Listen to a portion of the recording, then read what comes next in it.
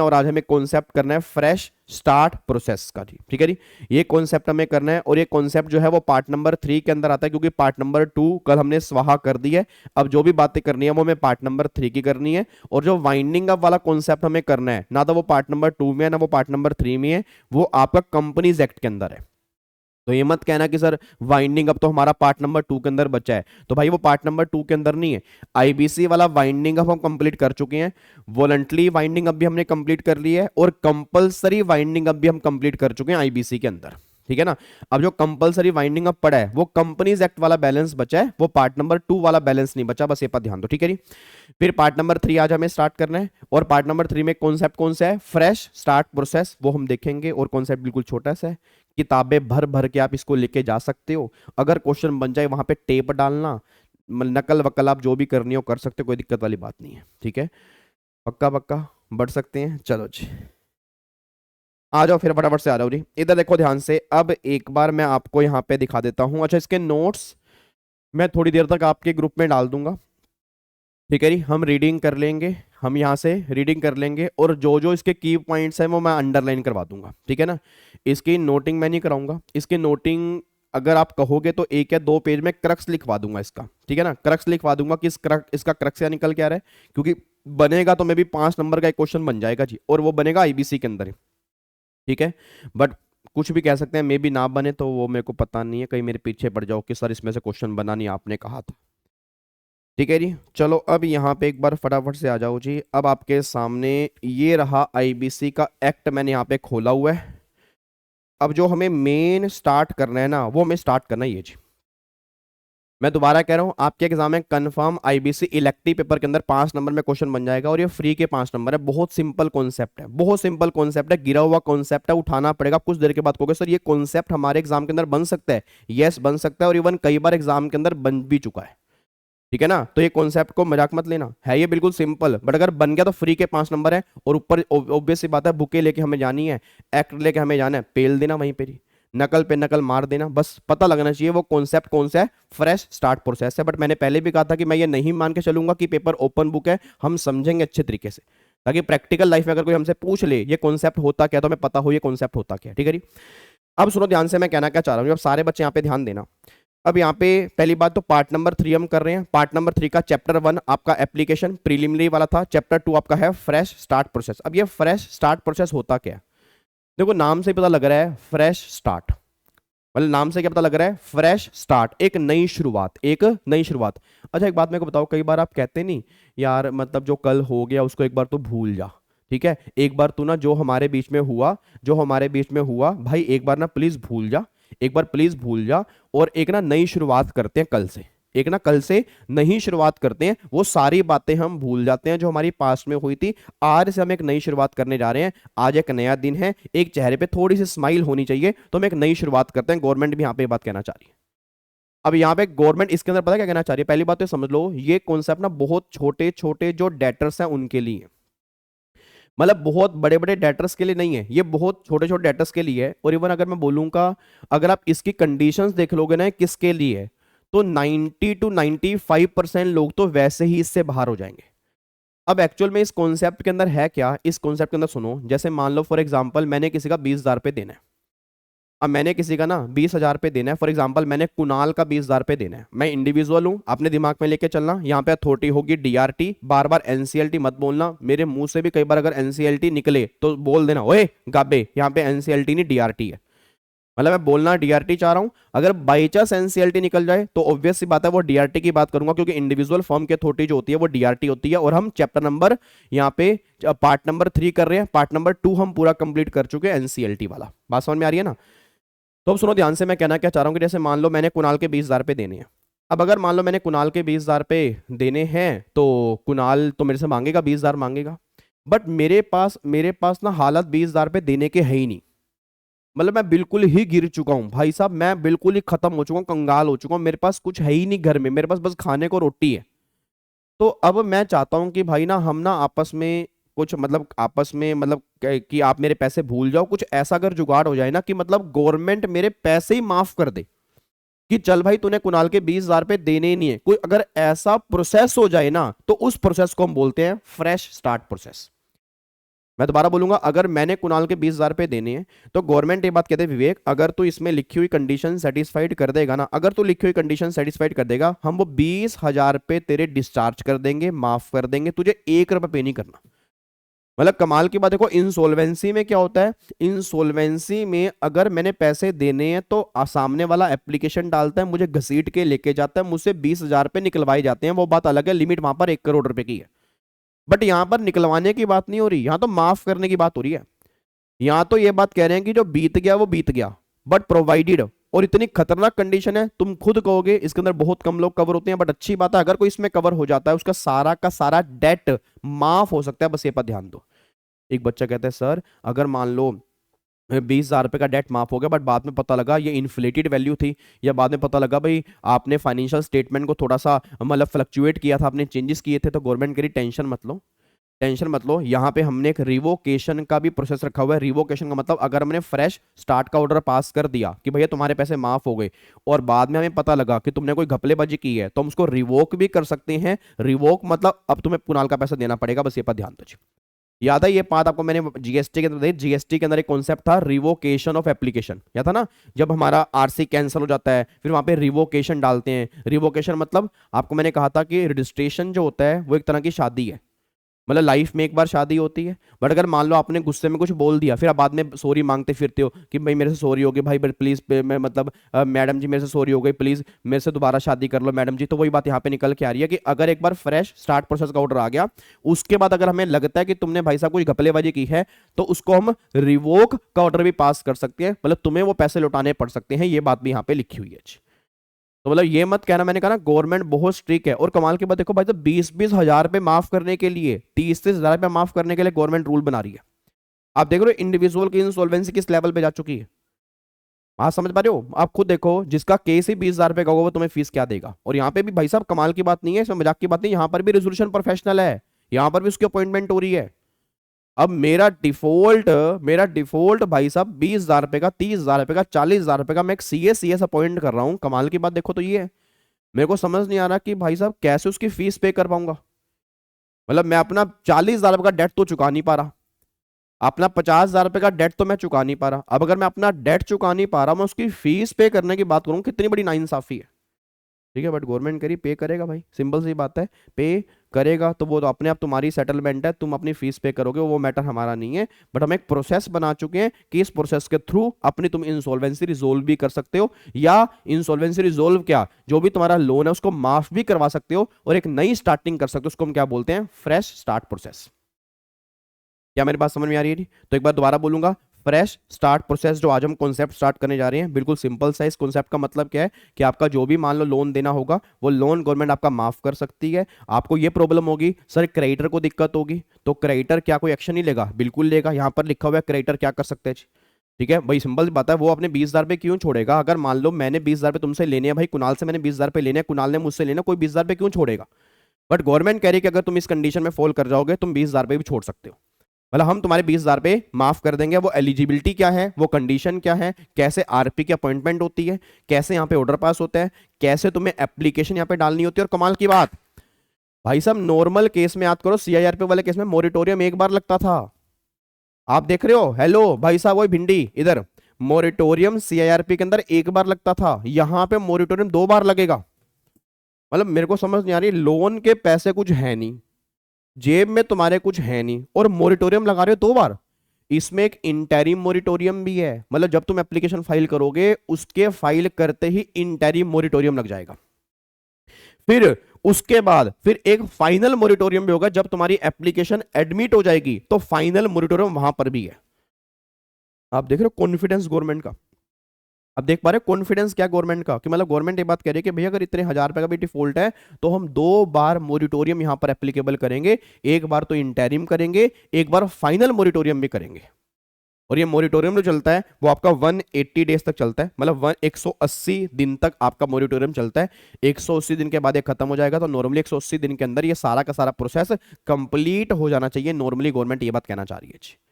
समझ में आ रही है? जैसे वहां पर 330 दिन था ना, 180 प्लस में 90 प्लस में आपका 330 तक टोटल आता था, तो यहाँ पर आपका मोरिटोरियम जो है वो 180 डेज तक है, मतलब 180 डेज के अंदर जो भी तुम्हारा प्रोसेस है वो प्रोसेस तुम्हें कंप्लीट करना पड़ेगा, गवर्नमेंट ये बात कहना चाह रही है। क्या बात समझ में आ रही है? अब एक बार फटाफट से चेक करते हैं क्या यहाँ पे लिखा हुआ है, फटाफट से रीडिंग लेते जाओ और जो जो की पॉइंट्स है उसको अंडरलाइन करते रहो, फिर बाद में हमें क्रक्स के रूप में उसको देखना चाहिए।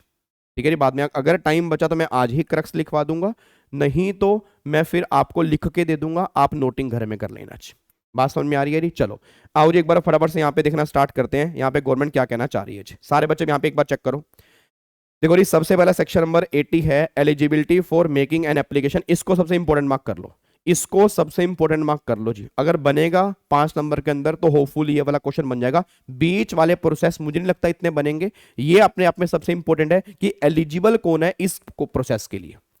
ठीक है ना, कौन कौन एलिजिबल है ये सबसे इंपॉर्टेंट है, बस ये पर ध्यान देना जी। एक बार आप चेक करना। हेलो भाई साहब इधर देखो, अब वो ये बात कहना चाह रहे हैं, पहली बात तो ए डेटर, अच्छा यहाँ पे किसकी बात हो रही है? डेटर। ऑब्वियस बात है, पैसे देने किसने हैं? डेटर ने। तो वो कह रहे हैं debtor who is unable to pay his debt, who is unable to pay his debt, मतलब अपने डेट पे करने के अनेबल हो चुका है, वो कह रहा है मेरे हाथ खड़े, मेरे पास पैसे नहीं है। एंड एक और कंडीशन भी है, fulfil the condition specified in subsection 2। मतलब पहली कंडीशन तो ये निकल के आ रही है भाई तुम पैसे देने के मतलब पैसे देने के तुम एबल ही नहीं हो, तुम्हारे हाथ खड़े हैं, तुम्हारे पास पैसे नहीं है, एंड अगर तुम सब सेक्शन 2 में लिखी हुई कंडीशन सेटिस्फाइड करोगे तब जाके फ्रेश स्टार्ट प्रोसेस तुम्हारा यहां पे स्टार्ट होगा, नहीं तो नहीं होगा जी। फिर shall be entitle to make an application, मतलब पहली कंडीशन तो ये है, दूसरी कंडीशन ये है, तब जाके तुम एंटाइटल हो जाओगे इस प्रोसेस के। Fresh shall be entitle to make an application for a fresh start for discharging of his qualifying debt under this chapter. आपने बहुत ध्यान से पढ़ा, उसमें 2-3 पॉइंट निकल के आ रहे हैं। सबसे पहला पॉइंट निकल के आ रहा है कि अगर ये दोनों कंडीशन सेटिस्फाइड हैं तो आप एप्लीकेशन डाल दोगे, किसकी एप्लीकेशन डाल दोगे? फ्रेश स्टार्ट प्रोसेस की। उसमें होगा क्या? उसमें क्या होगा? वो कह रहे हैं डिस्चार्ज ऑफ हिज डेट, नहीं क्वालिफाइंग डेट। मतलब क्वालिफाइंग डेट का मतलब क्या? गवर्नमेंट ये बात कह रही है यहाँ पे क्वालिफाई और नोट क्वालिफाई दो तरह के डेट होंगे। नोट क्वालिफाई डेट का मतलब ये होगा कि उसको माफ नहीं कर सकते भाई, उसको माफ नहीं कर सकते, वो डेट तुम्हें देना ही पड़ेगा। जो डेट क्वालिफाइंग डेट में आएगा उसको माफ करने की बात हो रही है, तो उसने क्लियरली बोला जो क्वालिफाइंग डेट है उसको माफ करने की बात कर रहे हैं। जो नोट क्वालिफाइंग डेट होगा, जो क्वालिफाइंग डेट वाली कैटेगरी में कवर ही नहीं होगा, उसको माफ करने की बात यहां पे नहीं हो रही, बस ये पर ध्यान दो। क्या मेरी बात समझ में आ रही है? उसके बाद जी फिर अगला यहां पे क्या निकल के आ रहा है? वो कह रहा है ए डेटर में अप्लाई, ए डेटर में अप्लाई इधर पर्सनली, वो खुद भी अप्लाई कर सकता है, और थ्रो ए रेजोल्यूशन प्रोफेशनल। भाई साहब मैं कर रहा हूं कमाल, देखो यार। हेलो भाई साहब देख पा रहे हो? हेलो इधर इधर, वहां पे क्या था सीआईआरपी के अंदर?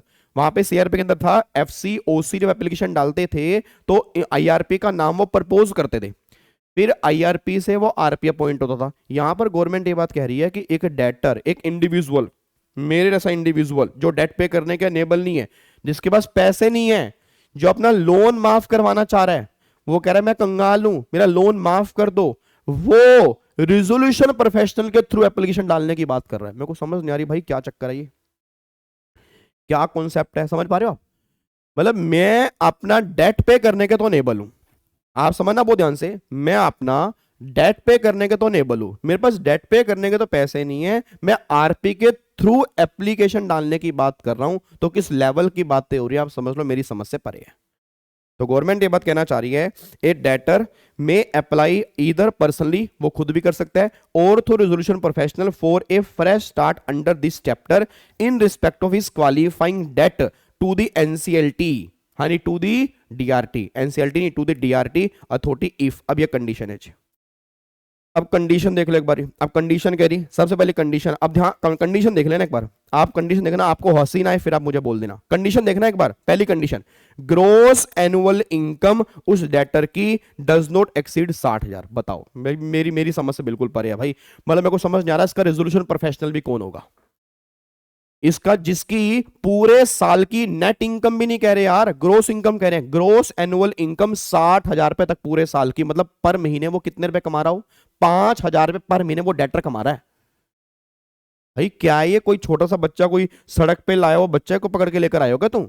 जो रोड साइड में बच्चा सो रहा है भाई, वो दिवालिया हो गया भाई, उसने पैसे देने हैं एक भिखारी के, एक कबाड़ी के, उसने पैसे देने हैं, वो कह रहा है मैं डीआरटी के पास जाऊंगा।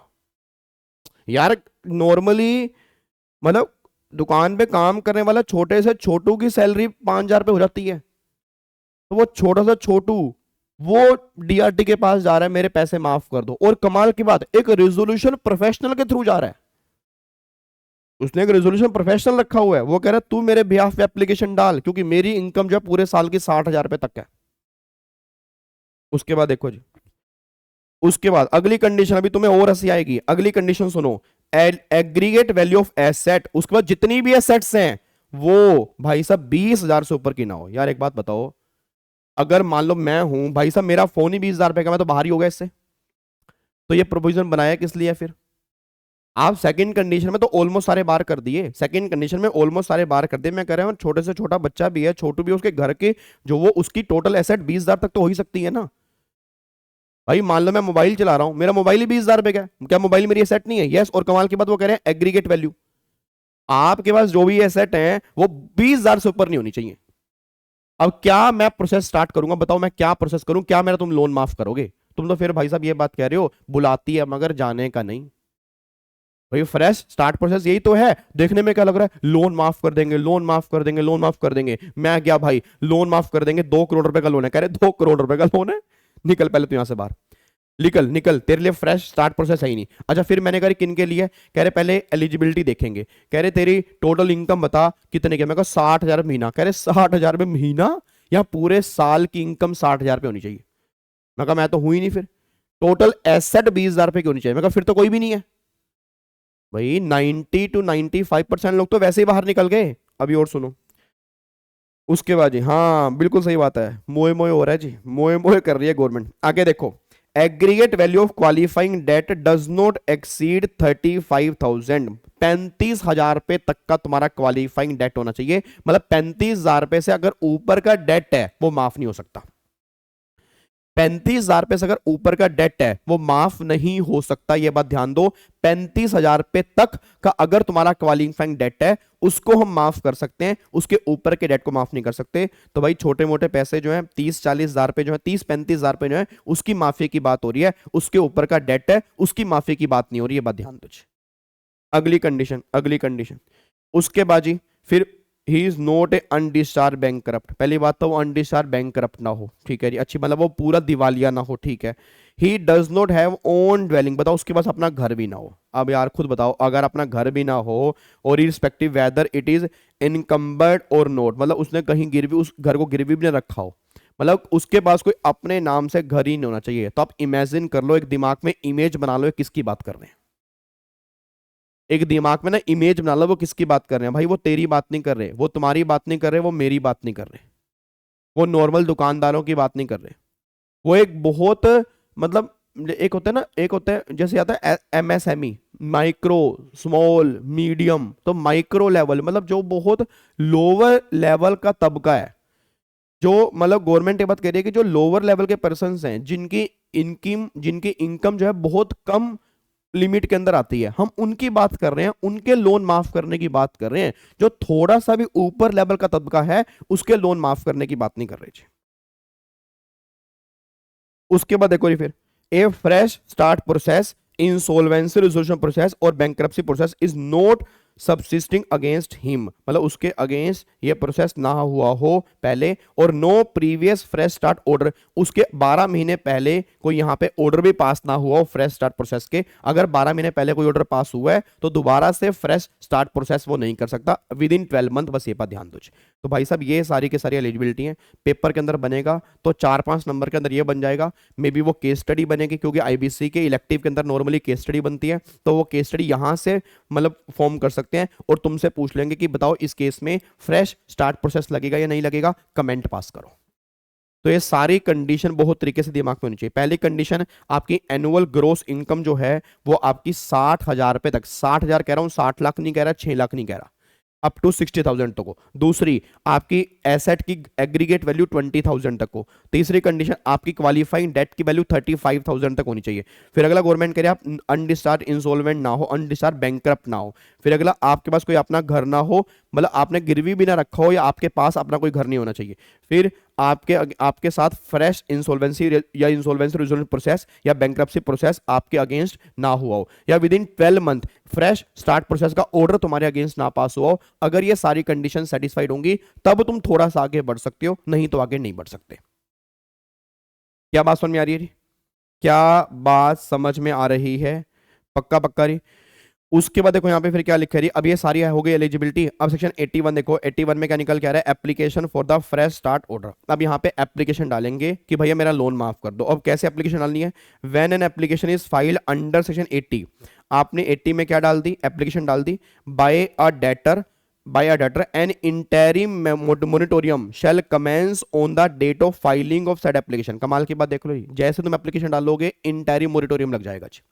जैसे आपने एप्लीकेशन डाली इंटरिम मोरिटोरियम नहीं, इंटरिम मोरिटोरियम लग जाएगा तुम्हारे ऊपर। फिर in relation to old debt and shall cease to have effect, interim moratorium खत्म हो जाएगा कब, on the date of admission और रिजेक्शन ऑफ सच एप्लीकेशन, मतलब जैसे ही वो एडमिट करेंगे या वो रिजेक्ट करेंगे, इंटरिम मोरिटोरियम का पीरियड जो है वो यहां पे खत्म हो जाएगा। फिर ड्यूरिंग द इंटरिम मोरिटोरियम क्या होगा जी भाई, अब मोरिटोरियम मीन स्टैचू होता है तो उसका मतलब भी स्टैचू है, बट ये फाइनल स्टैचू नहीं है, इंटरिम स्टैचू है। इस इंटरिम स्टैचू में क्या होगा, एनी लीगल एक्शन और legal proceeding pending in respect of any of his debt shall been has been deem to be stay, मतलब जो भी अगर कोई प्रोसीडिंग चल रही है तो वो एक बार उस पर स्टे लग जाएगा। No creditor shall initiate any legal action और proceeding in respect of such debt, कोई भी क्रेडिटर उस डेट के अगेंस्ट में प्रोसीडिंग नहीं कर सकता, ना ही कोई एक्शन इनिशिएट कर सकता है, क्योंकि वहां पर इंटरिम मोरिटोरियम लगा है। अब जो काम करेगी सामने वाली अथॉरिटी डीआरटी काम करेगी, वो चेक करेगी, बस ये बात ध्यान दो। उसके बाद जी application under section 80 shall be in such form and manner accompanied by such fee as may prescribe. उसके बाद application under section sub section 3 जो आपने 3 में फाइल की है, shall contain the following information supported by affidavit namely, मतलब जो तुम एप्लीकेशन फाइल करोगे जिस फॉर्म के अंदर करोगे उसके साथ में तुम्हें कुछ डॉक्यूमेंट भी अटैच करने पड़ेंगे। क्या तुम्हें डॉक्यूमेंट अटैच करने हैं, क्या तुम्हें एफिडेविट देना है, पहला a list of all debt owed by the debtor, तुमने टोटल कितना पैसा देना है तुम उसकी लिस्ट यहां पे दोगे, on the date of set application along with the detail rating to amount of debt each debt, interest और जो भी तुम्हारा इंटरेस्ट बनता है, इंटरेस्ट उस पर कितना बन रहा है वो भी तुम डिटेल दोगे। फिर interest payable on the debt and the rate thereof stipulated in the contract, अगर कोई तुम्हारा कॉन्ट्रैक्ट है उस पर जो भी इंटरेस्ट रेट रखा हुआ है, जो भी तुमने 5% 10% जो भी है वो तुम्हें कॉन्ट्रैक्ट पे सबमिट करवाना पड़ेगा। List of security held in respect of any of its debt, मतलब इस डेट के लिए क्या सिक्योरिटी गिरवी रखी गई है वो आपको देना पड़ेगा। Financial information of the debtor and is immediate family, आपको अपनी फाइनेंशियल इंफॉर्मेशन, आपकी इमीडिएट फैमिली की information up to the 2 year prior to, मतलब पिछले 2 साल की। भाई साहब ऐसा करो, मैं मेरे से छोड़ दो फिर, मतलब अगर 30,000 रुपए का लोन माफ करवाने के लिए, 35,000 रुपए का लोन माफ करवाने के लिए अगर इतने कंप्लाइंस हैं तो भाई फिर कौन लोन माफ करवाने जाएगा यार, इतने उसके खर्चे नहीं हो जाएंगे क्या, तुम्हें नहीं लग रहा इतने उसके खर्चे हो जाएंगे। एक बात बताओ यार, अगर कोई बंदा तुम्हारे पास आ रहा है, कोई इंडिविजुअल तुम्हारे पास आ रहा है, तुम ये काम उसका करवाना चाह रहे हो, इतने तो उसकी कॉस्ट ही लग जाएगी, इतनी फीस तो तुम ही ले लोगे, तुम कहोगे भाई इतना काम करवाने के तुम्हें पैसे ले लूंगा, तो वो अपना लोन माफ करवा के भी क्या करेगा जी। अगर उसको इससे बढ़िया तो फिर वो क्रेडिटर से सेटलमेंट कर ले आउट ऑफ द कोर्ट की भाई 30 की जगह यार 20 ले ले मुझसे, भाई 10 तो तुम्हारे खर्चे भी होने हैं। बट जो भी ये बना हुआ है, the particular of the debtor personal अब भाई साहब पता नहीं कितने करोड़ रुपए पड़ा है, इतना इतनी तो भाई साहब उसके अंदर भी नहीं, सीआईआरपी के अंदर इतना तो सीआईआरपी के अंदर भी नहीं था, और वहां तो करोड़ रुपए का नुकसान हो सकता था, लाखों रुपए का नुकसान। अगर रेजोल्यूशन प्लान उस लेवल का नहीं आया तो क्रेडिटर के वहां पर कई सारे पैसे मार जाते थे। यहां तो 35,000 रुपए की बात हो रही है और तुमने भाई साहब उसको बिठा रखा है यहाँ पे कि तू बैंक की डिटेल लेकर आ, अपनी फैमिली की डिटेल लेकर आ। भाई साहब पहले तू पूरे एफिडेविट, पक्के एफिडेविट बनवा रहे हैं, कहीं तू भाग ना जाए, 35,000 रुपए के लिए भाग ना जाए तू। उसके बाद देखो the reason for making the application, तू एप्लीकेशन क्यों डाल रहा है उसका रीजन भी तू दे, क्या रीजन है देखो एप्लीकेशन डालने का। The particular of any legal proceeding which to the debtors knowledge has been commence against him, उसके नॉलेज में अगर कोई प्रोसीडिंग जो उसके अगेंस्ट होने वाली है तो या कमेंस हो चुकी है वो बताना पड़ेगा। The confirmation that no previous, कोई मेरे पास मेरे 12 महीने पहले कोई फ्रेश स्टार्ट प्रोसेस मैंने नहीं किया, उसकी डिटेल भी आपको देनी पड़ेगी। भाई साहब इतना सारा कलेश है, तब जाके तुम्हारी एप्लीकेशन की गवर्नमेंट कह रही है हम चेक करेंगे एडमिट होगी या नहीं होगी।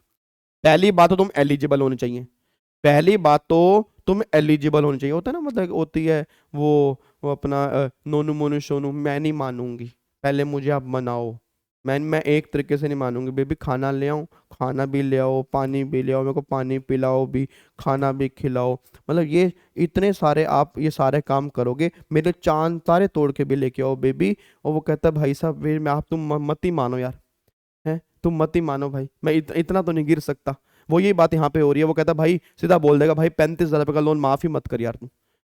अगर 35,000 रुपए से ऊपर के लिए पहली बात तो मैं कर नहीं सकता, 35,000 रुपए का लोन माफ करवानी है, तुमने 36 क्लेश पाल रखे हैं यहाँ पे जी। ठीक है जी। उसके बाद देखो जी अगला, फिर अपॉइंटमेंट ऑफ, देखो भाई साहब अपॉइंटमेंट हो रही है रेजोल्यूशन प्रोफेशनल की, अपॉइंटमेंट कर रहे हैं, अपॉइंटमेंट हो रही है कि 35,000 रुपए का लोन माफ होना है। 35,000 रुपए के लोन माफ होने के लिए सीएस साहब बुलाई जा रहे हैं, रेजोल्यूशन प्रोफेशनल बुलाई जा रहे हैं, आओ जी बुलाते हैं, उनको बुलाते हैं जी। उसके बाद देखो जी, where an application under section 80 is filed by the debtor through a RP, अगर उसने आरपी के थ्रू फाइल की है, the NCLT shall direct board within 7 days of the date of receipt of application and shall seek confirmation from the board there are no disciplinary proceeding against the resolution professional who has submitted such। मतलब कहना क्या चाह रहे हैं, अगर मान लो आपने RP के थ्रू, अगर मान लो आपने आरपी के थ्रू एप्लीकेशन फाइल की थी, फिर उसी को ही हम आरपी अपॉइंट कर लेंगे, मतलब एनसीएलटी कह रहा हूं सॉरी, डीआरटी, डीआरटी क्या करेगा, बोर्ड को भेजेगा जी। अब डीआरटी क्या करेगा जी, बोर्ड से कंफर्मेशन मांगेगा, अब बोर्ड से कंफर्मेशन यहां पे मांगेगा, बोर्ड कंफर्म करेगा, फिर उसी को ही हम अपॉइंट कर लेंगे, बात ध्यान दो। फिर board shall communicate to the DRT in writing either confirmation of appointment, उसी को अपॉइंट कर लो, of the RP who filed the application, और reject, उसको कहेगा रिजेक्ट कर दिया, appointment of RP who filed an application subsection 1 and nominate a RP suitable for fresh, फिर वो एक नॉमिनेट करेगा कि ये इसको तुम अपॉइंट कर लो फ्रेश स्टार्ट प्रोसेस के लिए। भाई साहब एक से तो काम ही नहीं बन रहा, एक से तो काम ही नहीं बन रहा, आप समझ पा रहे हो, एक से काम ही नहीं बन रहा, कह रहे जो तूने रखा है वो सीएस साहब अच्छे नहीं है, दूसरे सीएस साहब बुलाई जाए, क्योंकि बहुत बड़ा केस चल रहा है, अरबों खरबों रुपए का घोटाला चल रहा है भाई, अरबों खरबों रुपए का अगर घोटाला चलेगा, इतना बड़ा केस चलेगा, बड़े लेवल पे, सुप्रीम लेवल पे केस चल रहा है, तो कोई बड़ा सीएस आए, तो इसलिए इसको अपॉइंट करो, क्योंकि बहुत क्रिटिकल केस है, तुमने लाखों रुपए दबा रखे हैं, तुम लाखों रुपए माफ करवाना चाह रहे हो, आगे आओ। उसके बाद फिर वो कह रहे हैं where the application under section 80 is filed by the debtor himself, अगर वो उसने खुद फाइल की है, थ्रू रिजोल्यूशन प्रोफेशनल नहीं की, and not through RP, the DRT shall direct the board within 7 days the date of receipt of application to nominate a resolution professional for the fresh start. तो फिर board nominate करेगा RP को within 10 days of receiving the direction issued the by DRT under section 3, फिर DRT जो है order pass करेगा RP का, recommended by और nominated by board, sub section 2 और sub section 4 as the case में भी, a RP appointed by DRT under subsection 5 shall be provided एक copy of application for the fresh start, उसको फिर एक नई कॉपी दी जाएगी, भैया ये एप्लीकेशन आई, अब तुम्हें इसको चेक करना है। और कमा अभी सुनो, आरपी अपॉइंट हो गया, आरपी अपॉइंट हो गया, आरपी अपॉइंट हो गया, अब आरपी एग्जामिन भी करेगा, आरपी एग्जामिन करेगा ऐसे, अच्छा हाँ, ओ 35,000 रुपये मारने हैं, अच्छा बहुत बड़ा केस है भाई, भाई मेरी फीस, बाबू जी मेरी फीस, मेरी तो साल की इनकम ही 60,000 रुपये बाबूजी, मैं तो एसेट ही 20,000 रुपए की है, ओहो ओके 35,000 माफ करवाने हैं, अच्छा अब देखो एग्जामिन है, ऐसे नहीं, प्रोसेस देख रहे हो, प्रोसेस साहब, अब भाई साहब इतने लंबे चौड़े सेक्शन, इतने लंबे सेक्शन तो वाइंडिंग अप के अंदर नहीं होंगे, कंपनी बंद करनी है। आगे section number 83 examination of application bye RP, अब वो एग्जामिन करेगा, ठीक है, अब वो एग्जामिन करेगा, ऐसे नहीं माफ करेगा, वो तुम्हें एग्जामिन करेगा। The resolution professional shall examine the application made under section 80 within 10 days of his appointment, 10 दिन के अंदर वो एग्जामिन भी करेगा, एंड सबमिट रिपोर्ट जमा करवाएगा डीआरटी को, इधर रिकमेंडेड, फिर वो बताएगा एक्सेप्ट करो रिजेक्ट करो, भाई साहब बहुत बड़े लेवल के केस चल रहे हैं। उसके बाद the report refer to in subsection 1 shall contain the detail of amount mentioned in the application which in the opinion of resolution professional are, या तो वो qualifying debt है and liability eligible for discharge under subsection 3 of section 92, मतलब वो qualifying debt है और वो माफ हो सकता है, वो eligible है डिस्चार्ज होने के लिए, ये दोनों बातें वो चेक करेगा। उसके बाद फिर the resolution professional may call for such further information explanation in connection with application as may be required, अभी वो और बुक्स ऑफ अकाउंट्स मंगा सकते हैं, अगर आरपी को लग रहा है कि भाई मजा सा नहीं आ रहा, जो ऊपर इसने डिटेल दी है ना उसमें हमें और बुक्स ऑफ अकाउंट चाहिए भी, क्योंकि हमें बहुत डिटेल में इसकी जाना पड़ेगा, क्योंकि बात हो रही है 25,000 रुपए की, कि 25,000 रुपए का लोन माफ होगा या नहीं होगा, तो इसलिए बहुत डिटेल जाना पड़ेगा, ला और बुक्स ऑफ अकाउंट्स लेकर आ, फ्रॉम द डेटर और एनी अदर पर्सन, किसी और से भी ले लेगा, who is in opinion of RP में प्रोवाइड सच इन्फॉर्मेशन, जो इसके बिहाफ इन्फॉर्मेशन प्रोवाइड कर सकता है। द डेटर और एनी अदर पर्सन, दोनों मिलके आ रहे हैं, एज द केस में भी, शेल फर्निश, मैंडेटरी उनको इन्फॉर्मेशन देनी पड़ेगी within 7 days of receipt of such request under subsection 3। फिर RP presume the debtor is unable to pay his debt at the date of application if, फिर वो ये मान लेगा कि आप डेट पे करने के अनेबल हो, कब मान लेगा, in his opinion the information supplied in application indicate that a debtor is unable to pay, मतलब जो वो इंफॉर्मेशन दे रहा है उससे लग रहा है कि भाई वो पे नहीं कर सकता, और उसके पास कोई ऐसा एविडेंस भी नहीं है जिससे ये पता लगे कि वो गलत बोल रहा है। मतलब पहली बात, तुम्हें फील हो रहा है कि वो सही है और तुम्हारे पास कोई ऐसा एविडेंस भी नहीं है जिससे तुम्हें लगे कि वो गलत बोल रहा है। फिर ही हैज रीजन, उसके पास रीजन टू बिलीव है there is no change in financial circumstances, उसके फाइनेंशियल सर्कमस्टांसेस में कोई भी चेंज नहीं आ रहा, वो बिल्कुल ही गिरा हुआ इंसान है, वो नहीं दे सकता पैसे, ठीक है। The resolution professional shall reject the application, फिर वो आपकी एप्लीकेशन रिजेक्ट कर देगा कब, if in his opinion the debtor does not satisfy the condition specified under section 80, अगर उसको लगेगा तुमने सेक्शन 80 में लिखी हुई कंडीशन सेटिस्फाइड नहीं की, the debt disclose in application by debtor are not qualifying, जो तुमने डेट बताया वो क्वालिफाइंग डेट है ही नहीं, वो नॉट क्वालिफाइंग डेट है। Debtor has deliberately made a false representation, तुमने गलत इंफॉर्मेशन दी है, तुमने झूठी इंफॉर्मेशन दी है, तुमने कुछ पाया है, तो भाई मैं तुम्हारी एप्लीकेशन रिजेक्ट कर दूंगा। फिर the RP shall record the reason, उसको रीजन रिकॉर्ड करने पड़ेंगे for recommended the acceptance or rejection of the application in the report of DRT under subsection 1 and shall give a copy of the report to the debtor, फिर वो debtor को भी copy देगा कि भाई accept और रिजेक्ट की बात हो रही है, क्या हो रही है। ओ माय गॉड, अगर मेरे पास कोई आए ना, मैं उसके वैसे पैसे माफ कर दूं, इतने में तो वैसे पैसे माफ कर दूं कि भाई तू मेरे पास सीधा आ जाता यार। तुम भाई साहब चक्कर काट काट के, पता नहीं होता ना कि भाई साहब गिर गिर के, सीधा तू मेरे पास मेरे से पूछ लेता भाई, मैं तेरे 10-15 हज़ार वैसे माफ कर देता यार। तू भाई साहब आरपी को पॉइंट हो रहे हैं तेरे, आरपी इंटरी मोनिटोरियम, ये लग रहा है वो लग रहा है, तो क्लेश चल रहे हैं जी। हाँ, बच्चा कह रहा है इससे अच्छा 1 करोड़ का डिफॉल्ट कर दो, अपने आप फाइनेंशियल क्राइटेरिया देखते रहेंगे, मेरी कंपनी बेच देंगे और क्या होगा। इसमें तो मेरे पास घर भी नहीं है, बेचारे बेचें भी तो क्या बेचें, मेरे तो घर भी नहीं है सर, उसमें लिखा है मेरे पास घर भी नहीं होना चाहिए। कमाल की बात देखो, मतलब पूरा मतलब कह रहे हैं कि तेरे पास कुछ नहीं है तब जाके हम तेरा लोन माफ करेंगे। उसके बाद अभी काम खत्म का हो रहा है, अभी देखो एडमिशन और rejection of application by DRT, अब वो एडमिट करेगा रिजेक्ट करेगा। कह रहे हैं the DRT may within 14 days from the date of submission of the report by RP, अब आरपी ने रिपोर्ट सबमिट की थी ऊपर 83 में, उसके 14 डेज में pass an order either admitted or rejected, अभी भी विश्वास नहीं है उसको आरपी के ऊपर, सीएस साहब के ऊपर विश्वास नहीं है, डीआरटी को कह रहे हैं अभी चेक करेंगे, अभी चेक करेंगे, बहुत बड़ा मैटर चल रहा है भाई। अब 3-4 चश्मे और मंगाएंगे, लेंस और मंगाएंगे, देखेंगे हाँ ये तो भाई आरपी ने कुछ गलत काम कर दिया, ये केस हम रिजेक्ट कर सकते हैं। देखो क्या लिखा है, वो कह रहे हैं इधर admitting or rejecting the application made under subsection 1 of section 81, ठीक है। The order pass under subsection 1 accepting the application shall state the amount which has been accepted as qualifying debt by the RP and other amount eligible for discharge under section 92 for the purpose of the fresh start order, कितना amount qualifying सेट का है वो यहाँ पे बताया जाएगा। फिर एक copy of the order pass by DRT under subsection 1 along with a copy of application shall be provided to the creditor, अब क्रेडिटर की बात आ रही है, अब क्रेडिटर पिक्चर में आ रहा है। भाई साहब जिसके पीछे कांड चल रहा है, जिसके पीछे काम हो, उसको पता ही नहीं है, साजिशें रची जा रही है, साजिशें, इतनी बड़ी साजिशें कि तेरे 30,000 पे नहीं दिए जाएंगे और बहुत बड़े लेवल पे काम चल रहा है, अब क्रेडिटर पिक्चर में आ रहा है। वो एक मूवी थी ना अभी एनिमल, जिसका गाना चल रहा है, वो बॉबी देओल पिक्चर में आता है, न न न न न न न न न न न न, पता नहीं कौन सा फारसी गाना चल रहा है, जो वो सिर पे शराब की गिलास रख के नाच रहा है बॉबी देओल, अब बॉबी देओल पिक्चर में आ रहा है, उसके पीछे काम चल रहा है, पहले पहले पूरी सारी हो चुकी है कि अब तेरे पैसे ने, अब क्रेडिटर को दे रहे हैं कि भाई mention in the application within 7 days of passing the order.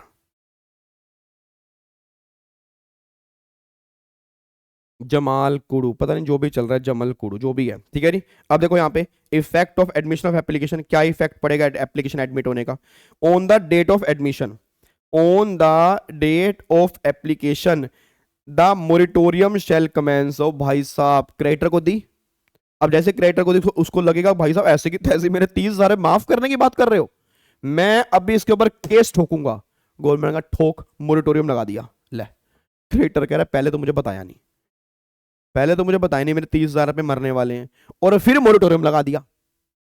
तो फिर मेरे पास क्या है, मेरे पास कोई एक्शन है या नहीं है, आगे आएगा, आगे आएगा, टेंशन मतलब तेरे पास भी आएगा, बट अभी मोरिटोरियम लग गया है। ड्यूरिंग द मोरिटोरियम क्या होगा भाई, मोरिटोरियम क्या होगा जी, any pending legal action or any pending legal proceeding in respect of any debt shall be deemed to have been stay, वो स्टे हो जाएंगे। Subject to the provision of section number 86, 86 में जो लिखा है वो प्रिवेल करेगा। Creditor shall not initiate any legal action, creditor कोई लीगल एक्शन नहीं ले सकता। अब 86 में ना यहाँ पे कुछ लिखा है, ऑब्जेक्शन कर सकता है क्रेडिटर, क्रेडिटर को एक मौका दिया गया भाई, तू ऑब्जेक्शन कर सकता है। ऑब्जेक्शन भी पता किस चीज की, ऑब्जेक्शन भी ये कि जो ये डेट आपने मेरा माफ करने की बात बोली है, ये क्वालिफाइंग डेट ही नहीं है, ये क्वालिफाइंग डेट में आ ही नहीं रहा, ठीक है जी, या ये आपने गलत इंक्लूड कर दिया, या ये आपने गलत इंक्लूड कर दिया, बस इस चीज का ऑब्जेक्शन क्लेम करेगा, इस चीज का ऑब्जेक्शन करेगा। आपको दिखाऊंगा आगे इन्होंने लिखा हुआ है। उसके बाद देखो आगे दो कह रहे हैं during the moratorium debtor shall not act as a director. ओ भाई मेरे को समझ नहीं आ रहा क्या कहना चाह रहे हैं भाई, डेटर जो है वो डायरेक्टर नहीं होगा किसी कंपनी में। साल की सैलरी तुम उसकी 60,000 कह रहे हो, तुम्हें समझ में आ रहा है क्या चल रहा है, साल की सैलरी उसकी कह रहे हो तुम 60,000, उसकी एग्रीगेट एसेट कह रहे हो 20,000, ठीक है, उसके बाद 35,000 रुपए का तुम लोन माफ करने की बात कर रहे हो, उसके बाद अपना घर है नहीं, not a director of any company or directly or indirectly take part in or to be concerned in the promotion formation or management of company, वो किसी में नहीं करेगा जी भाई साहब। चलो अच्छी बात है, भला है बुरा है जैसा भी है, मेरा पति मेरे देवता है जी, ठीक है जी। तो भैया ध्यान रखना, ऐसे लोग डायरेक्टर नहीं बन सकते, ऐसे लोग डायरेक्टर नहीं बन सकते। उसके पास नोट डिस्पोज ऑफ और any alienate of any of his asset, मतलब कोई अपनी एसेट नहीं बेचेगा। अच्छा ठीक है जी। Inform is business partner, business partner, उसका बिजनेस पार्टनर कैसा होगा आप इमेजिन कर लो, उसका बिजनेस पार्टनर कैसा होगा इमेजिन कर लो। उसको भी उसको बताना पड़ेगा कि भाई मैंने एक काम कर दिया, मैं डिफॉल्ट कर चुका हूं, that he is under going fresh start process, वो अंडर गोइंग है फ्रेश स्टार्ट प्रोसेस के, क्या बात है जी, ठीक है जी। उसके बाद be required to inform prior to entering into any financial or commercial transaction of such value as may be notified by central government either individually or jointly that is undergoing a fresh start process, ठीक है। disclose the name under which he enter into business transaction, उसको नाम disclose करना पड़ेगा जिससे उसने business transaction की है। नोट इंडिया से बाहर नहीं जाएगा भाई, मैं कुछ नहीं बोलूंगा, आप बोलो। 60,000 रुपये साल के कमा रहा है वो, 20,000 रुपए की उसके पास एसेट नहीं है, 35,000 रुपए का लोन माफ होना है, और तुम इंडिया से बाहर जाने से रोक रहे हो। अरे बाहर की टिकट ही 25,000 रुपए की है कहाँ जाएगा वो, बाहर बाहर की टिकट ही 25,000 रुपए की है। तो गवर्नमेंट मतलब ऐसा ना, जब करोड़ों रुपए का चल रहा हो भाई साहब, दबा दब दबा दब करोड़ों रुपए का डिफॉल्ट हो गया हो और गवर्नमेंट माफ करने की बात चल रही हो, ठीक है जी। उसके बाद देखो जी, तो not to travel outside India except with the permission, पहले परमिशन देगा डीआरटी, तब जाके तो इंडिया से बाहर जाएगा, नहीं तो इंडिया से बाहर नहीं जाएगा जी। आगे देखते हैं जी। मोरिटोरियम सीज, मोरिटोरियम खत्म हो जाएगा, moratorium cease to effect at the end of the period of 180 days beginning with the date of admission unless the order admitting the application is revoked under subsection 2 of section 91। वही revocation का order pass अगर हो गया तो बात एक अलग है, नहीं तो फिर आपका 180 डेज में वो क्या हो जाएगा, सीज हो जाएगा, बस ये पर ध्यान दो, ठीक है जी। अगले पॉइंट पर आओ जी, आगे आओ जी। फिर वो कह रहे हैं section number 86 objection by creditor and their examination by RP, मतलब क्रेडिटर पहले ऑब्जेक्शन देगा और ऐसे मान नहीं लेंगे उसकी बात, क्योंकि डेट बहुत मोटा है ना। डेट कितने की बात हो रही है, 35 करोड़ की, 35,000 रुपए तक के डेट की बात हो रही है भाई साहब, कोई छोटे डेट की बात नहीं हो रही। तो ऐसे नहीं मान लेंगे, ऐसे नहीं मान लेंगे, पहले यहां पे ऑब्जेक्शन देगा वो, फिर आरपी चेक करेगा कि भाई वो सही भी कह रहा है नहीं कह रहा। देखो यहां पे क्या लिखा है, any creditor mention in the order of DRT under section 84 to whom a qualifying debt is owed may within a period of 10 days from the date of receipt of order section 84, जब उसको order मिला, object only on the following grounds, उसको भाई साहब हाथ बांध दिए, ये क्रेडिटर है, इसके हाथ बांध दिए। हाथ क्या बांध दिए, तुम सिर्फ इन्हीं 2 पॉइंट पे ऑब्जेक्शन दे सकते हो, तुम सिर्फ इन्हीं 2 पॉइंट पे तुम ऑब्जेक्शन दे सकते हो, उसके ऊपर वाले पॉइंट पे कोई तुम ऑब्जेक्शन नहीं दे सकते। और कौन कौन से पॉइंट है, नेमली एग्जॉस्टिव लिस्ट है, inclusion of a debt as a qualifying debt और भाई इसको ऐसे क्वालिफाइंग डेट इंक्लूड करो, और incorrectness of the detail of the qualifying debt specified in the order under section 84। तो 84 में तुमने ऑर्डर पास किया, उसमें तुमने क्वालिफाइंग डेट की डिटेल दिया, वो गलत दी है, वो क्वालिफाइंग डेट नहीं है, उसको यहां से बाहर निकालो। मतलब इंक्लूड करो या एक्सक्लूड करो, या तो इंक्लूड करो या एक्सक्लूड करो, वो ये बातें कर सकता है, इस पे ऑब्जेक्शन रेज कर सकता है, भाई इसको भी इंक्लूड करो। और इंक्लूड करने की बात वो क्यों करेगा, ताकि फ्रेश स्टार्ट प्रोसेस खत्म हो जाए। बात समझ पा रहे हो?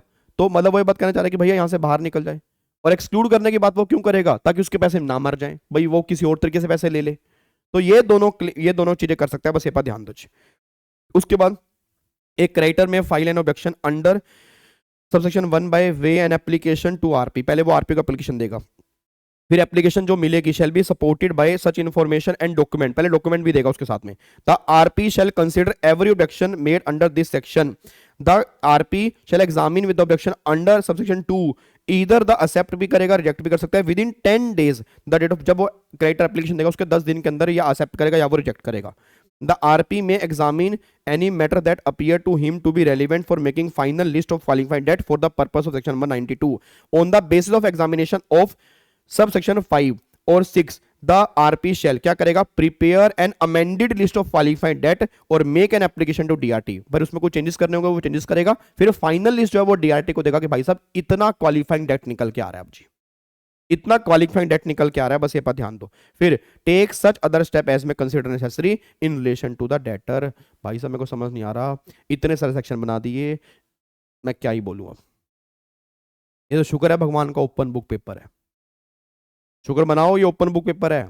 अगर मान लो सीआर के अंदर एक क्वेश्चन बन जाता तुम्हें, तो भाई साहब याद करने में जन्म में लग जाती कम से कम। अब टेंशन तो नहीं है कि हमें रटना है इसमें, बुक खोली डेज वेज याद नहीं है, डेज वेज तो हम देख के भी लिख सकते हैं, क्योंकि अगर क्वेश्चन बन गया तो इतना तो हमें पता ही है ना कि भाई मॉड्यूल में चैप्टर नंबर 14 है, मॉड्यूल ले जाना चैप्टर नंबर 14 है फ्रेश स्टार्ट का, एक्ट ले जाना सेक्शन नंबर 80 से स्टार्ट हो रहा है। उसके बाद देखो रही application against decision of the RP, application against decision of the RP. अब यहां पे देखो रही द डेटर और द क्रेडिटर, अब वो कह रहे हैं द डेटर और the creditor who is aggrieved by the action taken by the RP under section 86 में उसने एक्सेप्ट किया या रिजेक्ट किया, या उसने जो क्वालिफाइंग डेट में हेरफेर किया है, may within 10 days of such decision make an application to DRT challenging such action on any of the following ground.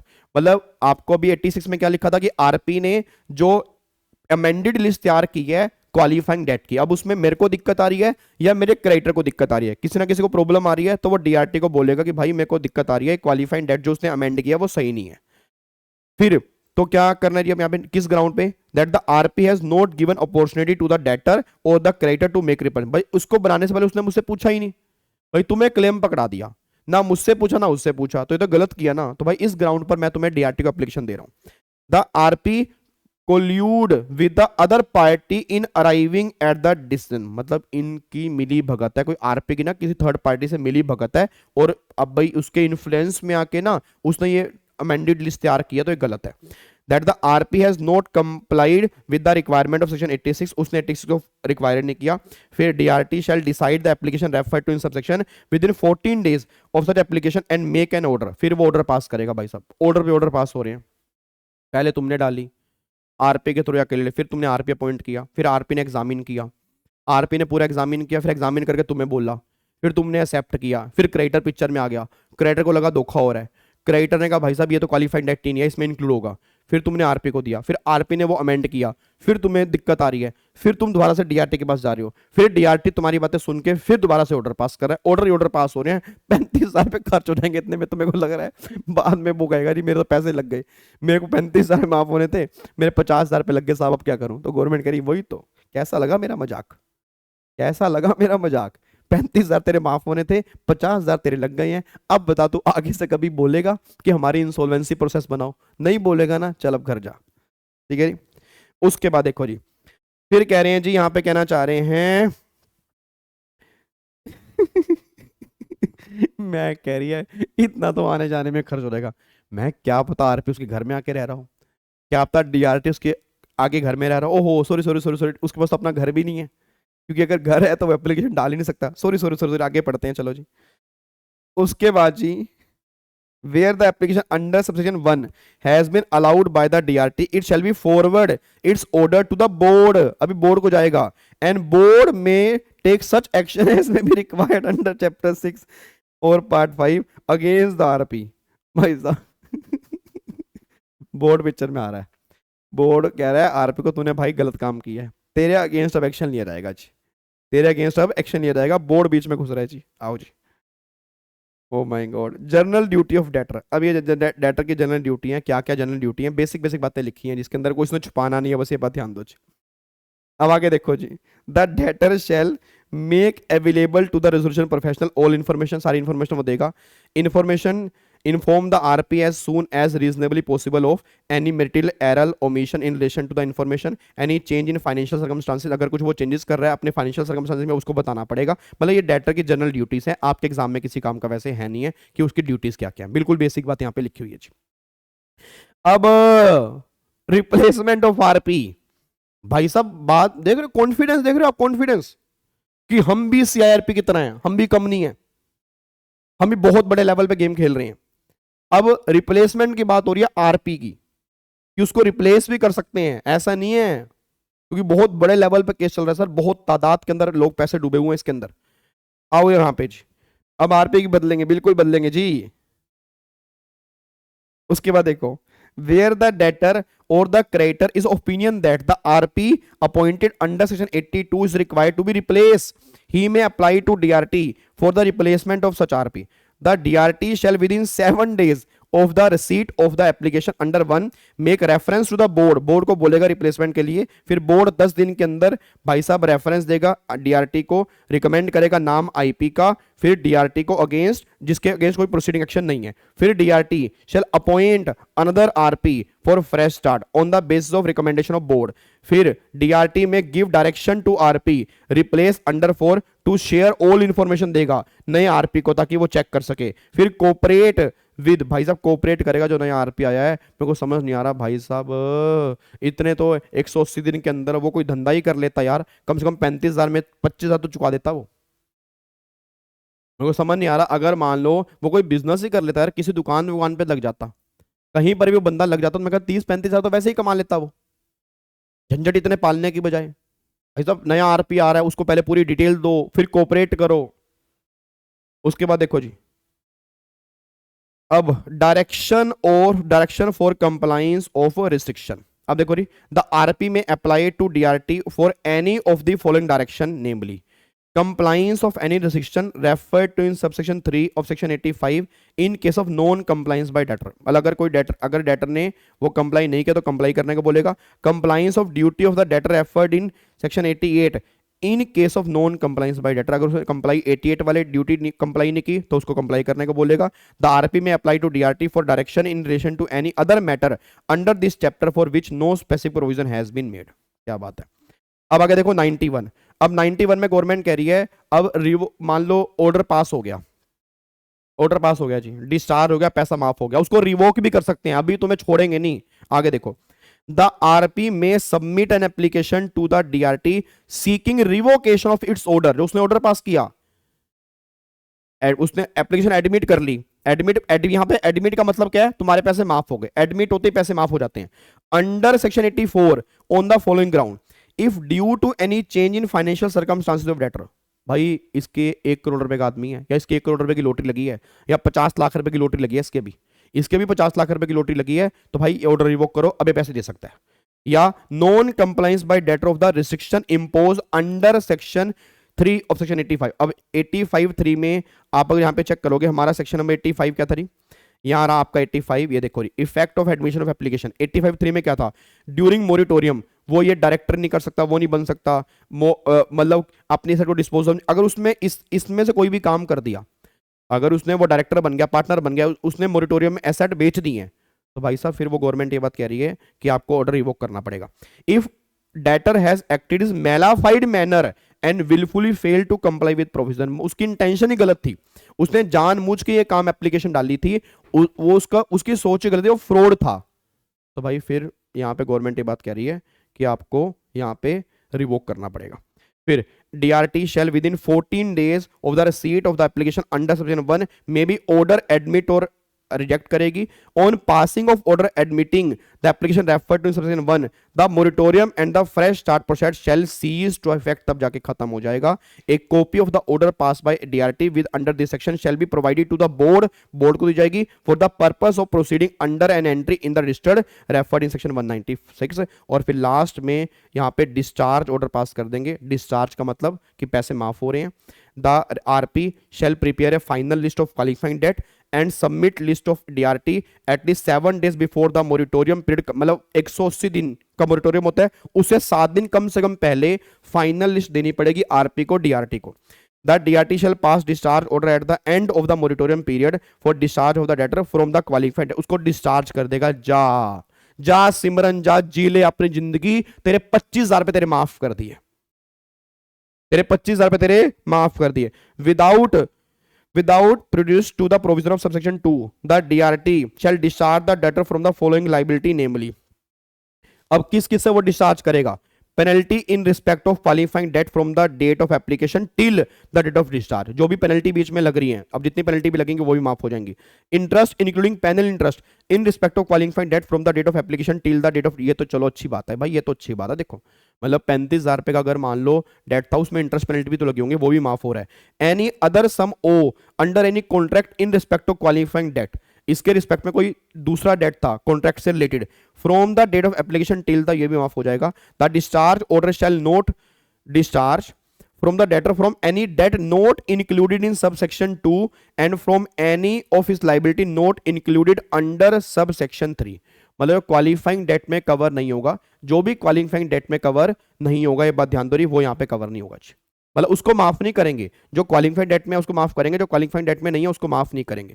The discharge order shall be forward to the board for the purpose of recording, मतलब board को देंगे ताकि वो record कर ले। Discharge order under section 2 shall not discharge any other person from any liability in respect of qualifying debt, मतलब कोई और पर्सन को डिस्चार्ज नहीं करेंगे, जो डेटर इसने एप्लीकेशन डाली है उसी को डिस्चार्ज करेंगे, बस ये पर ध्यान दो। ठीक है जी।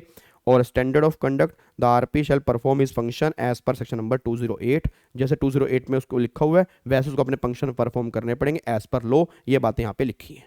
बस अब एक दिमाग में डाउट आ रहा है, एक दिमाग में डाउट आ रहा है कि सर नोट क्वालिफाइंग डेट में क्या आता है। आपको मैं एक बार दिखा देता हूँ जी। अगर मैं बात करता हूँ नोट क्वालिफाइंग डेट की बात मैं करूँ, अगर नोट क्वालिफाइंग डेट में क्या आता है, ये देखो जी। अब यहाँ पे एक बार चेक करना, ये क्वालिफाइंग डेट है जी। अब क्वालिफाइंग डेट में गवर्नमेंट कह रही है, अब एक बार यहाँ पे चेक करना, आपका मॉड्यूल है ये, means the amount due which include interest, interest भी आएगा, any other sum in respect of the amount owed by any contract by debtor for a liquidated sum either immediately और at certain future time but does not include, क्या नहीं आएगा, excluded debt नहीं आएगा। Debt to the extent it is secure, जो secure debt है तो वो यहाँ पे क्यों आएगा, वो तो सिक्योर ही है। और अगर यहाँ पे any debt which has been incurred 3 months prior to the date of the application for the fresh debt, जब तुमने एप्लीकेशन डाली उसके 3 महीने पहले तक का कोई डेट है वो भी यहाँ पे कवर नहीं होगा, क्योंकि अगर अगर कवर होगा तो फिर तो तुम लोन लेते रहोगे ना, तुम लोन लेते रहोगे माफ करवा दोगे, तो 3 महीने पहले का डेट यहाँ पे कवर, 3 महीने पहले का कवर हो जाएगा, 3 महीने तक का डेट यहाँ पे कवर नहीं है। अब एक्सक्लूडेड डेट में क्या आएगा, लाइबिलिटी टू पे फाइन इम्पोज बाय कोर्ट, अगर कोई कोर्ट ने लाइबिलिटी मतलब फाइन लगाया है तो भाई वो तेरे को देना पड़ेगा। लाइबिलिटी टू पे डैमेज फॉर नेग्लिजेंस न्यूसेंस और breach of any statutory contractual और अदर लीगल ऑब्लिगेशन, कोई आपने लीगल ऑब्लिगेशन है, कोई आपने कोई ब्रीच कर दिया प्रोविजन, उसके लिए कोई फाइन है वो तुम्हें देना पड़ेगा। लाइबिलिटी टू पे maintenance of any person under any law, किसी पर्सन को तुम्हें मेंटेनेंस देनी पड़ रही है किसी लॉ के अंडर, वो तुम्हें देनी पड़ेगी। और liability in relation to student loan, student loan obvious बात है यहाँ पे क्यों आएगा, अगर कोई स्टूडेंट लोन है वो थोड़ा माफ होगा, तो टोटल जब कंप्यूटेशन करोगे उसमें स्टूडेंट लोन काउंट नहीं करना, स्टूडेंट लोन तुम्हें ये जितने भी एक्सक्लूडेड डेट हैं इसको तुम्हें एक्सक्लूड करके चलना है, उसके बाद जो तुम्हारा डेट आएगा उसकी वैल्यू गवर्नमेंट करीब 35,000 रुपए तक होनी चाहिए। और any other date as may prescribe, but और कोई यहां पर प्रिस्क्राइब नहीं है। अब जाके यहाँ पे हमारी बातें खत्म हो जाती हैं, इसी के साथ हमारा सबसे important concept fresh start process हमारा खत्म होता है। सबसे इंपॉर्टेंट का मतलब इलेक्टिव पेपर के अंदर इंपॉर्टेंट है, ठीक है। बस भगवान का शुक्र है कि वो ओपन बुक पेपर है आपका, आप उसमें से नकलें मार सकते हो, कॉपियां लेके जा सकते हो, कोई दिक्कत वाली बात इसमें से नहीं है आपकी, ठीक है। तो अब जाके हमारा ये पूरा का पूरा कॉन्सेप्ट खत्म हो गया। क्या बात समझ आ रही है जी, क्या बात आपको समझ में आ रही है? पक्का पक्का तो बहुत छोटा था, मतलब बहुत छोटा बच्चा कह रहा है मजे मत लो यार। ठीक है जी, मतलब बहुत छोटा का मतलब आसान था बिल्कुल। बट पता नहीं, चलो जो भी है यार, भला है बुरा है, जैसा भी है, मेरा पति मेरा देवता है, हमारे अब है तो हमें तो करना पड़ेगा ही पड़ेगा जी, कोई इसमें दिक्कत वाली बात नहीं है। ठीक है जी। तो ये पूरा कॉन्सेप्ट अब जाके हमारा यहाँ पे खत्म हो जाता है। मैं कोशिश करूंगा इसका आपको क्रक्स बना के दे दूंगा मैं। और क्रक्स के अंदर वैसे अगर आप खुद भी पढ़ोगे तो भी बन जाएगा, इसके अंदर कुछ खास ऐसी बात है नहीं है। ठीक है। बाकी फिर भी मैं कोशिश करूंगा, आज की कमिटमेंट नहीं कर रहा कि आज दे पाऊंगा, बट आपको बना के जरूर दे दूंगा, इतना मेरा आपसे वादा है। ठीक है। नहीं तो अगर आप खुद लिख सकते हो तो मेन मेन पॉइंट आपको पता ही है क्या क्या लिखने, आप लिख लेना इसके अंदर से जी। क्या बात समझ में आ रही है जी? क्या बात समझ में आ रही है? पक्का पक्का रही, कोई दिक्कत वाली बात तो नहीं है? तो अब जाके हमारा ये कॉन्सेप्ट खत्म हो जाता है फ्रेश स्टार्ट प्रोसेस का। अब नेक्स्ट क्लास में जब हम मिलेंगे, अब जब मैं आज तो बनारस जा रहा हूँ, फिर अपना 2 तारीख से हमारी क्लास दोबारा से कंटिन्यू होंगी, अगले साल अब हम मिलेंगे। तो अगले साल जब हम मिलेंगे 2 तारीख को, तो हम स्टार्ट करेंगे अपना वाइंडिंग का। ठीक है ना। हमारा पार्ट नंबर 2 पूरा खत्म हो चुका है आईबीसी का। ठीक है। पार्ट नंबर 3 हमने इंडिविजुअल वाला यहाँ पे स्टार्ट कर दी है। उसके बाद फिर यहाँ पे सीआर वाला आईबीसी ऑलमोस्ट खत्म होने को है। आईबीसी वाला आईबीसी भी कोशिश करेंगे हमारा जल्दी खत्म हो जाएगा। देन फिर हम बाकी टॉपिक्स के ऊपर आएंगे जी।